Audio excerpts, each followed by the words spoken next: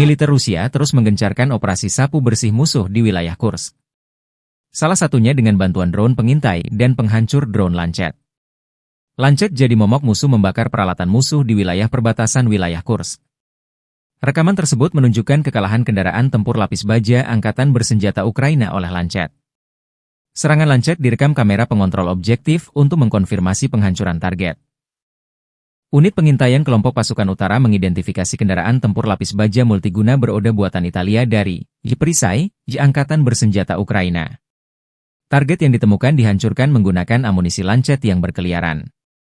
Dilansir akun Telegram Zala, selama Oktober 2024 ditandai dengan melampaui batas 2.500 episode penggunaan amunisi berkeliaran dari seri Lancet yang dipublikasikan secara terbuka. Pekerjaan perbaikan dan pembaruan tidak berhenti sedetik pun. Serangan terhadap sasaran dilakukan sepanjang waktu. Pekerjaan tersebut dilakukan di sepanjang garis kontak tempur dan di belakang garis musuh, demikian keterangan videonya. Drone, Lancet, menghancurkan howitzer M777 kiriman Amerika Serikat.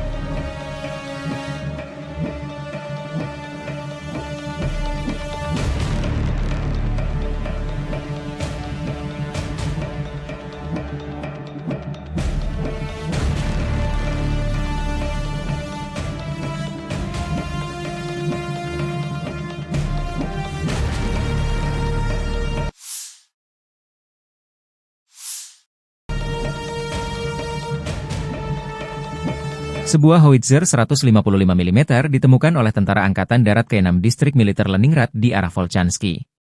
Senjata yang disamarkan di sabuk hutan, ditemukan pada malam hari berkat penggunaan kapal tak berawak Zala Z-16 yang dilengkapi dengan pencitraan thermal resolusi tinggi. Kerja efektif para pengintai dan teknologi transmisi video dan koordinat target secara terus-menerus dari UAV ke darat memungkinkan pengambilan keputusan dengan cepat mengenai dampak kebakaran. Howitzer M777 dihancurkan oleh serangan langsung dari Lancet. Demikian keterangan resmi video Zala.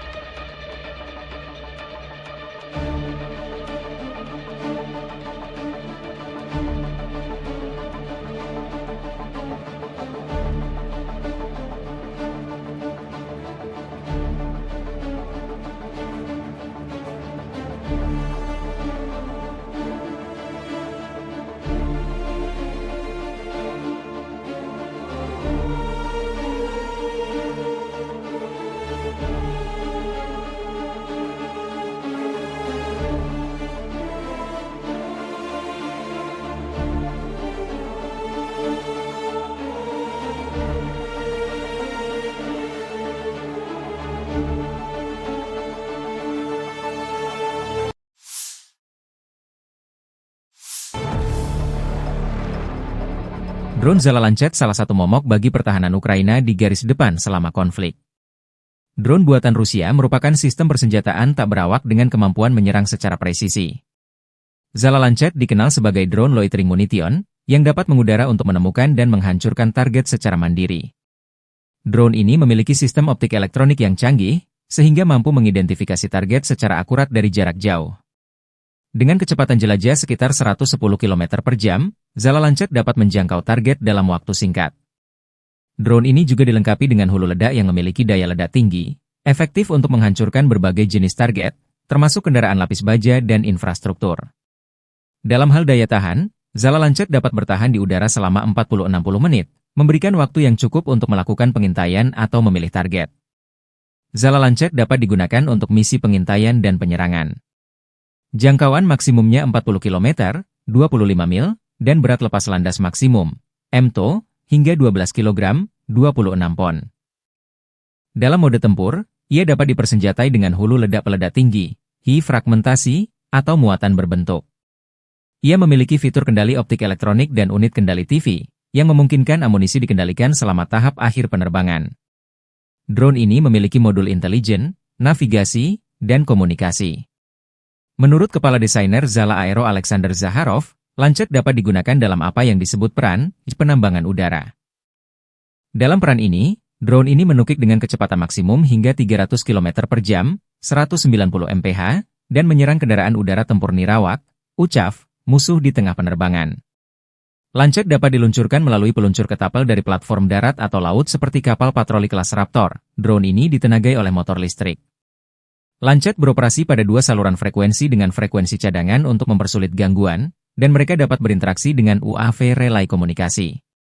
Diperkirakan biayanya sekitar 3 juta rubel atau 35.000 dolar Amerika atau 554 juta rupiah untuk versi menengah.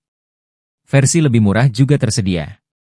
Zala Lancet juga dirancang untuk menghindari radar, sehingga sulit terdeteksi oleh sistem pertahanan udara.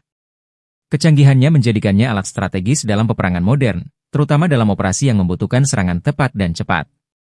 Teknologi stealth yang disematkan pada drone ini membuatnya memiliki kemampuan manuver yang baik di area musuh. Dikembangkan oleh perusahaan Zala Aero Group, drone ini telah digunakan dalam berbagai operasi militer Rusia dengan tingkat keberhasilan yang tinggi. Drone ini juga bisa dikendalikan secara manual, memberikan fleksibilitas lebih bagi operator dalam mengatur taktik serangan. Kemampuan multimode ini menjadikan Zala Lancet sebagai drone yang fleksibel dalam berbagai situasi medan.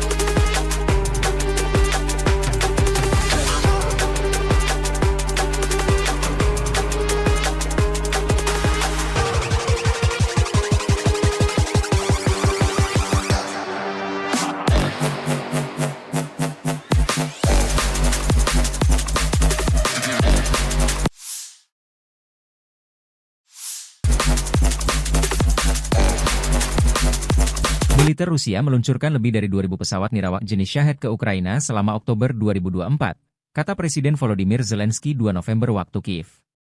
Presiden Zelensky mendesak Sekutu Barat untuk menerapkan lebih banyak sanksi terhadap penyedia komponen yang digunakan dalam pesawat nirawak Rusia.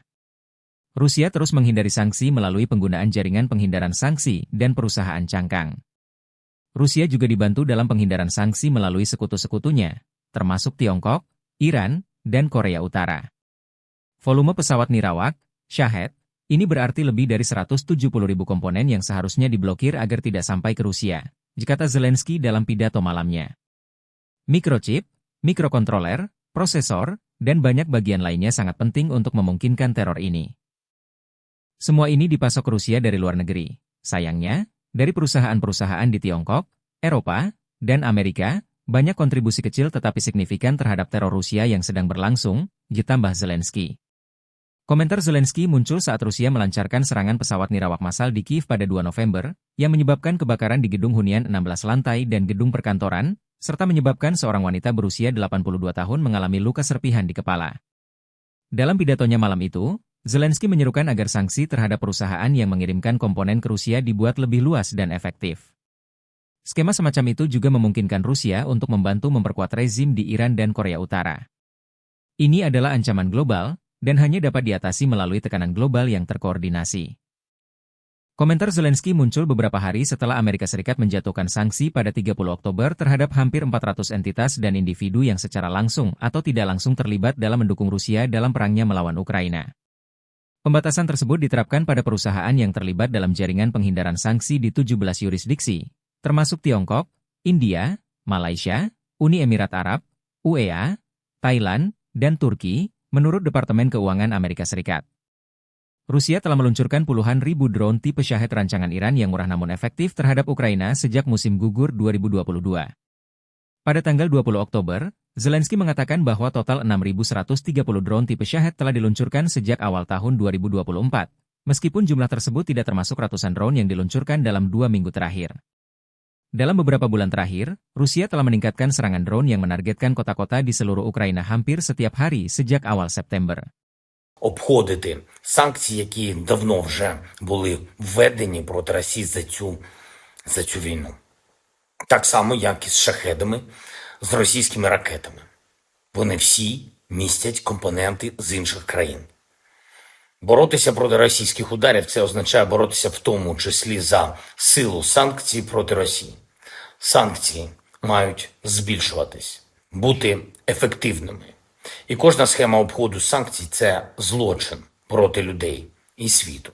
І саме такі схеми дозволяють Росії також допомагати нарощувати м'язи режимам в Ірані та Північної Кореї.